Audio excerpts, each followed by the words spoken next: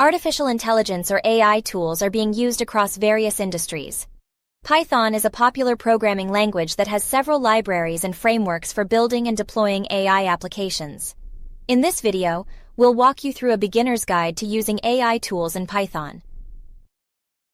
AI tools are computer programs that are designed to mimic human intelligence. They can perform various tasks such as data analysis, language translation, image recognition, and much more. Python has several libraries and frameworks that make it easy to build and deploy AI applications. Before you can start working with AI tools in Python, you need to set up your development environment. This includes installing Python, IDE, Integrated Development Environment, and any required libraries. The popular IDEs for Python development are PyCharm, Jupyter Notebook, and Spider. With your environment set up, you can start using AI tools in Python. Some of the popular AI tools are TensorFlow, Keras, and PyTorch. TensorFlow is an open-source library that is widely used for machine learning tasks.